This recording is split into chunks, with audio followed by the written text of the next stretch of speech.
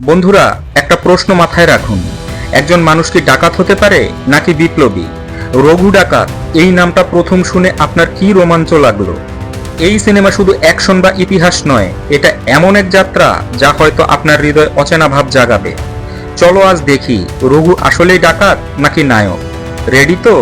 আর যদি না হয় তো প্রস্তুত হয়ে যাও, এই রিভিউটা শেষ করার পর হয়তো বুঝে যাবে। গল্প ও রঘুর চরিত্র। আপনি কি কখনো ভেবেছেন যে মানুষটা আইন ভাঙে সে কি কখনো ন্যায়ের পথে দাঁড়াতে পারে? রঘু ডাকাতের গল্পটা সেটাই। 1900 শতাব্দীর বাংলা ইংরেজ বিরোধ, জমিদার অত্যাচার। রঘু, যিনি জন্মেছিল কাজের মানুষের ঘর ছুঁই ছুঁই শোষণের নিচে, সে উঠে দাঁড়ায় দানবের মতো জমিদার এবং চাষের শোষণকারীদের বিরুদ্ধে। কিন্তু প্রশ্নটা, আপনি কি রঘুকে ডাকাত বলবেন নাকি বলবেন মানুষের রোষের প্রতীক, বিপ্লবী? এই দ্বৈত চরিত্র থেকেই ছবি আমাদের প্রশ্ন ছুড়ে দেয়, নির্বিচারে ন্যায্যতা না অন্যায়কে ধ্বংস করেই ন্যায্যতা? রঘু যে শুধু লাঠি আর বন্দুকের মানুষ নয়, তার মধ্যে আছে বিশ্বাস, আছে অনুভব, আছে মানুষ প্রেম। প্রধান প্রতিদ্বন্দ্বী ও দ্বন্দ্ব। যদি রঘু হয় পাহাড়, তাহলে প্রতিপক্ষ হতে হবে আগ্নেয়গিরি। এই ছবির ভিলেন জমিদার অহিন্দ্র বর্মন অনির্বাণ ভট্টাচার্য শুধু একজন আয়েশি জমিদার নয়, সে ইংরেজদের সহকর্মী, সংগ্রামের প্রতিহিংসার সিংহাসনে থাকতে চায়। জমিদার ও ইংরেজ শাসন এক হয়ে চাষিদের রক্ত চষে নীল চাষ বলবৎ করে। সেখানেই রঘু উঠে আসে, একজন মঞ্চনায়ক যাকে বলা হবে নইলে ডাকাত, কারণ সে উঠে দাঁড়ায় অন্যায়ের বিরুদ্ধে। এই দ্বন্দ্ব শুধু যুদ্ধ নয়, মানুষের বিশ্বাস, আস্থা ও আত্মত্যাগের যুদ্ধ।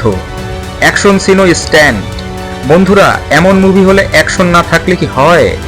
রঘু ডাকাত মিসটেম হবে যদি স্ট্যান্ড বা যুদ্ধ দৃশ্য নাহি থাকে।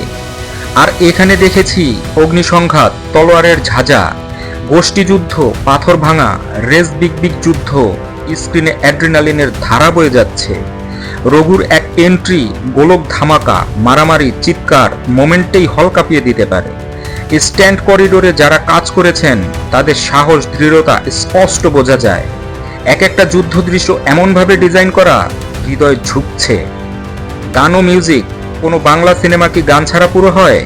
রঘু ডাকাতেও পাবেন হৃদয় ছুঁয়ে যাওয়া গান, যুদ্ধের গান, ভক্তিমূলক সুর মিশিয়ে। জয়কালী গানের ঘুরপাক, ঝিলমিল লাগে রে। যদি ট্রেলারে শুনে থাকো, জানো সেই রোমান্স ও সুরের জাদু অলরেডি কাজ করছে।